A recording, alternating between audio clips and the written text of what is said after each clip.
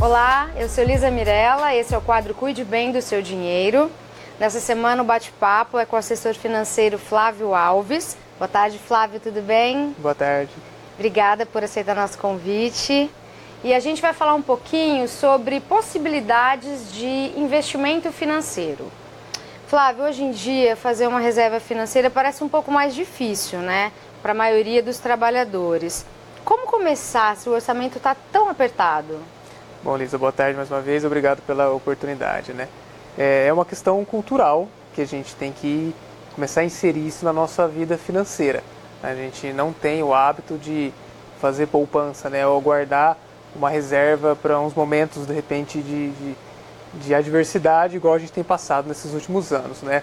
Mas o início, a base de tudo, é você saber exatamente qual que é o seu padrão de despesa frente ao seu rendimento.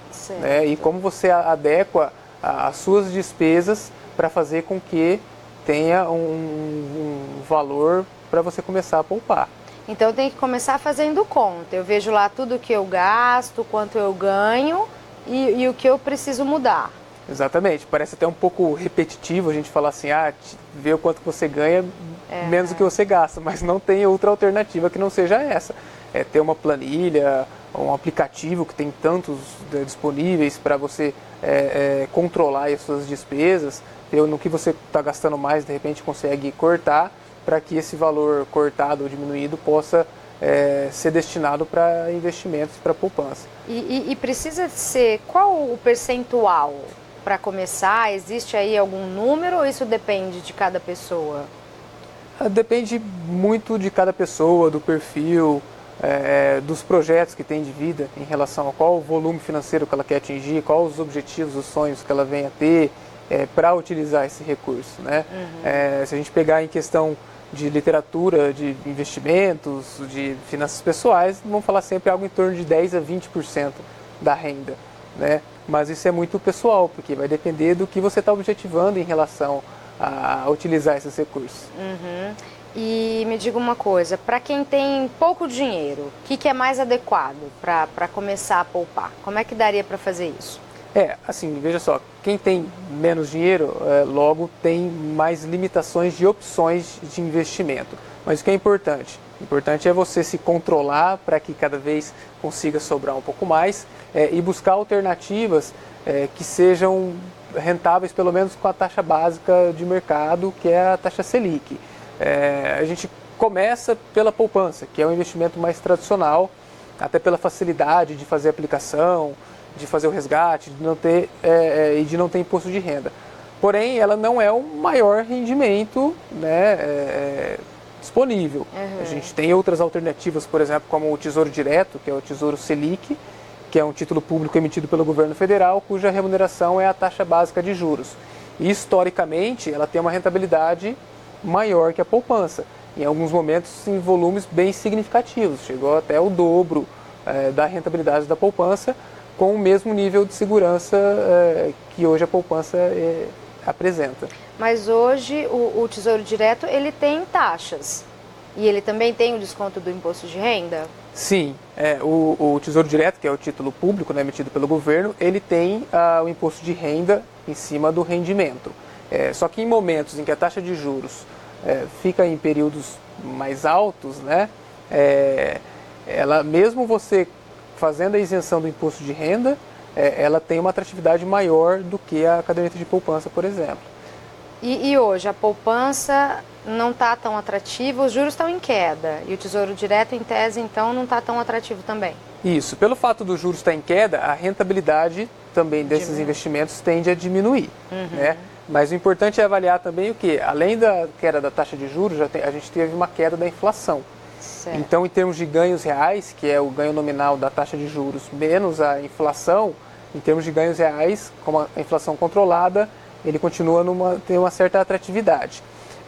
A poupança, assim como os juros, ela começa a diminuir a rentabilidade conforme os juros vai caindo, né? Essa regra nova que a gente fala da poupança, que não é nova, que foi implementada em 2012, toda vez que a taxa de juros Selic chega ao valor de 8,5% ou menos, a poupança passa a remunerar 70% dessa taxa de juros. Então, na medida em que os juros vão caindo, a rentabilidade da poupança vai diminuindo também. Entendi. Queria que você falasse um pouquinho mais sobre o Tesouro Direto, né, que ele tem sido muito procurado. É uma modalidade que eu posso fazer sozinha, eu preciso de algum apoio, alguma assessoria, preciso ir ao banco? Olha, o Tesouro Direto é um título público, né, onde o Tesouro Direto é uma ferramenta, vamos dizer assim, eletrônica para você acessar a compra de títulos públicos, que é o que tem lá. Tesouro Selic, Tesouro IPCA, títulos pré-fixados, tá? E é uma maneira do governo democratizar, vamos dizer assim, o acesso a esse tipo de investimentos, né? E no caso, é bem simples você fazer a aquisição de Tesouro Direto, pela própria internet é possível fazer, você faça um cadastro no próprio site do Tesouro, você tem que escolher um banco custodiante ou uma corretora, né, porque ela vai fazer a custódia dos seus títulos, e você vai ter uma taxa de custódia que o próprio Tesouro Direto cobra para você guardar os títulos, né, para você guardar esse seu dinheiro. E essa taxa quanto é? Você tem ideia? Do Tesouro Direto, né, a ferramenta, ela cobra 0,30% ao ano do valor aplicado. Aí cada instituição é que vai determinar uma taxa, de repente, a mais para fazer essa custódia.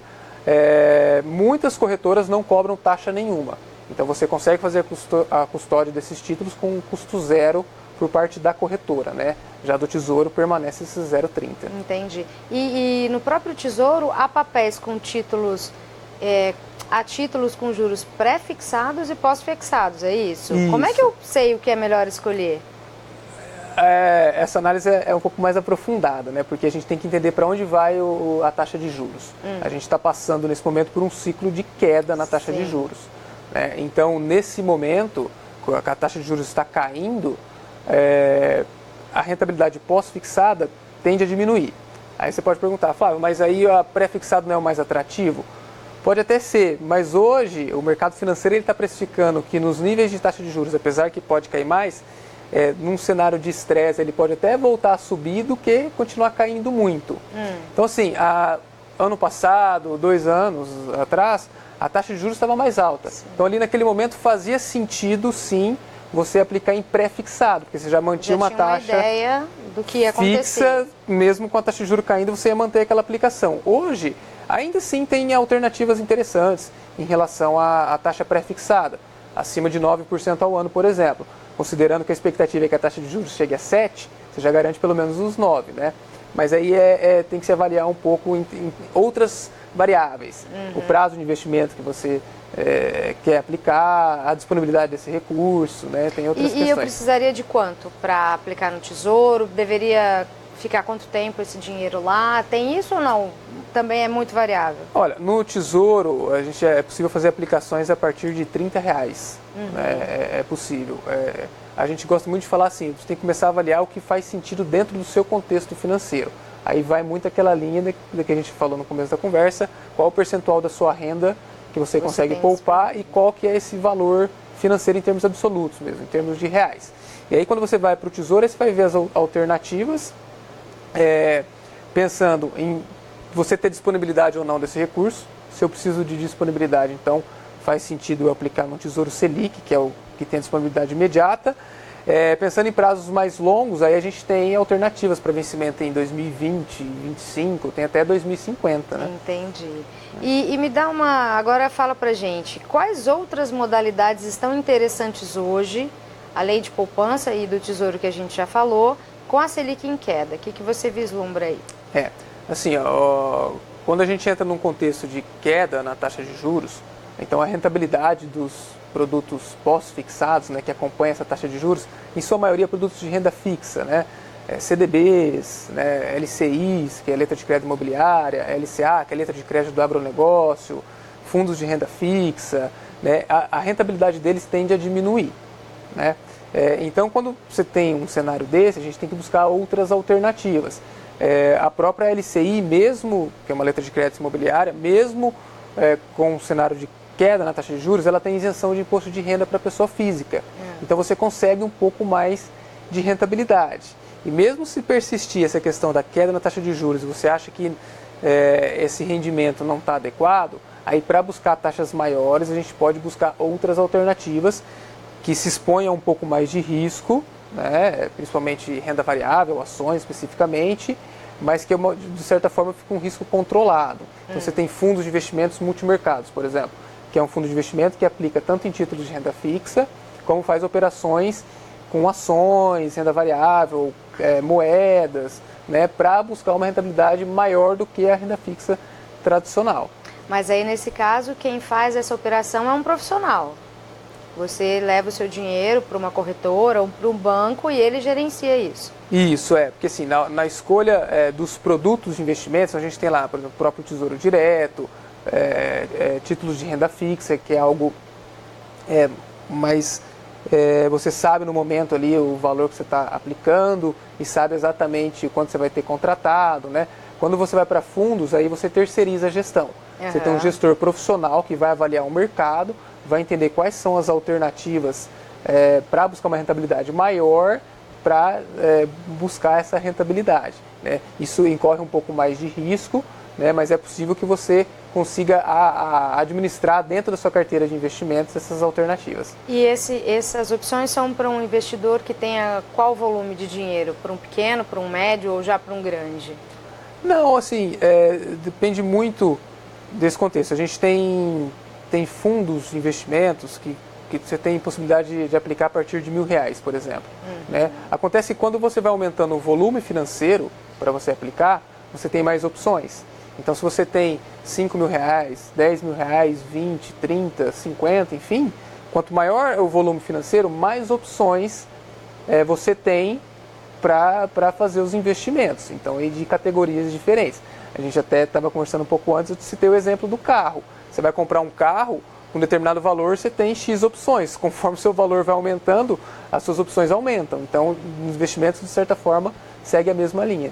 E a palavra também é sempre diversidade. Quanto mais opções, melhor, é isso?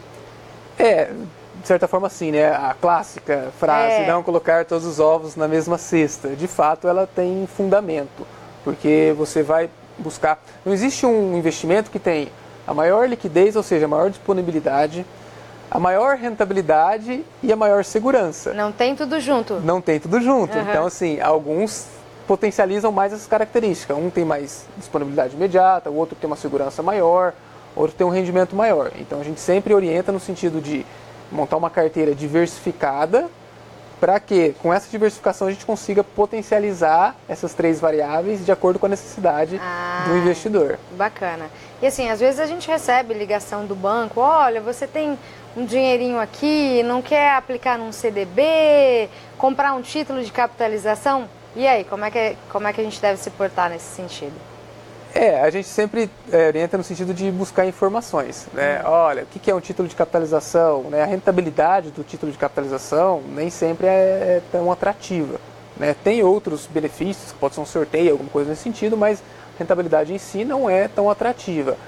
Um CDB, que é um título emitido por instituição financeira, normalmente ela tem a remuneração atrelada ao CDI, que é praticamente a mesma coisa que a taxa Selic, né? Em termos de rentabilidade.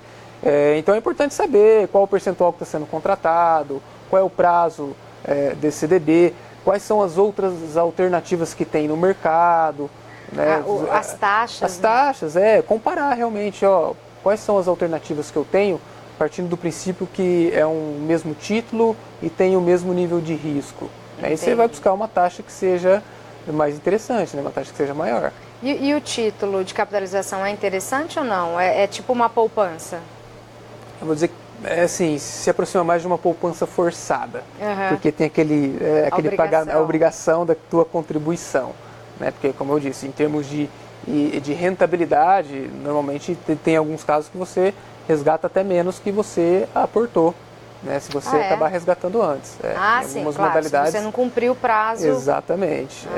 Então tem que avaliar, né? É importante entender quais são as características, independente de qual tipo de investimento que você vai fazer, você entender quais são as características em termos de risco, segurança, qual é a rentabilidade, quais são as outras alternativas que eu tenho no mercado para ver se de fato essa é a melhor. Né? Então a gente segue muito essa linha. E investir na bolsa hoje, como é que tá? É só para quem é realmente ousado ou não? Como é que tá isso? Olha, de fato é para quem tem um perfil um pouco mais arrojado, né? Quem tem um perfil mais moderado, que tem uma aceitação em visualizar oscilações mais fortes no seu dinheiro, mas pensando em médio e longo prazo, a expectativa de retorno é sempre até maior do que a da tradicional renda fixa. Porque assim, você investir em ações, você está investindo em empresas. Sim. A ação representa uma empresa e essa empresa certamente está buscando gerar lucro, ter crescimento, então você aplica em ações... O objetivo é esse, O objetivo é esse, evidentemente tem o risco do negócio que você está investindo, mas o objetivo é que você tenha participação nos lucros. Então assim, se a gente pensar nesse novo cenário de queda na taxa de juros, né, a gente está com uma economia que esse ano o PIB não vai cair, pelo menos até agora que a gente tem de informação. A gente vem de 2 anos de queda forte até o PIB não tende a cair esse ano, tem um crescimento baixo, mas para o ano que vem tem uma expectativa de um crescimento mais expressivo, algo em torno de 2,5% a 3%, isso fonte do próprio Banco Central, né? Então, num cenário em que a economia evolui, a gente tem um contexto em que as empresas tendem a ter bons resultados. Então, isso normalmente reflete nos preços das ações, no pagamento de dividendos. Então, pode ser que seja um momento propício. Bacana. Para terminar, vamos tentar aqui fazer um exemplo prático. Se uma pessoa tem lá entre 10 e 15 mil reais guardados na poupança, como que ela pode aplicar esse dinheiro para de fato fazer ele render? Tá. O que você sugere? Eu sugiro, o primeiro ponto é entender assim, qual é a necessidade desse recurso, quanto que você precisa de disponibilidade imediata. Então, para isso, você pode aplicar no Tesouro Direto, no Tesouro Selic, que tem um rendimento maior que a poupança, como eu já citei, e tem essa disponibilidade imediata. E a outra parte, você pode buscar outras alternativas, né, que tem uma carência maior e que tem isenção de imposto de renda, como a própria LCI, que eu citei também, voltada para a pessoa física, fundos de investimentos multimercados, né, que fazem um mix entre títulos de renda fixa e um pouco de renda variável, para buscar uma rentabilidade até um pouco maior do que a taxa de juros tradicional, e quem sabe até um pedacinho em renda variável, pensando no médio e longo prazo. E esse pedacinho seria quanto de 10 mil, por exemplo? Aí depende muito do perfil, né? A gente vai falar de 10%, 20%, 30%, mas dependendo. Alguma coisa, alguma legal. Coisa, por esse cenário que a gente visualiza, que eu acabei de citar, pode ser que faça sentido. Então, é muito importante você saber também, além do recurso disponível que você tem para aplicar, quais são os seus objetivos com esse recurso. Você pretende usar no curto prazo ou você está pensando já em construir um patrimônio financeiro para médio e longo prazo e usufruir desse patrimônio lá na frente, que é a hora que você já, de repente, está pensando em aposentadoria, independência financeira, alguma coisa nesse sentido. Então, tudo começa pela definição. Exatamente. Legal. Gente, obrigada. Nosso programa está terminando aqui. Te agradeço, Flávio. Se você quiser deixar seu contato, caso alguém tenha uma pergunta para te enviar. Sim, eu agradeço a oportunidade de poder participar com vocês. Eu tenho meu e-mail que é flavio@rpinvestimentos.com.br, né? RP de Rio Preto mesmo, rpinvestimentos.com.br, e a gente está à disposição para esclarecer quaisquer dúvidas que venham a surgir aí para vocês. Legal, obrigada, gente. Até mais.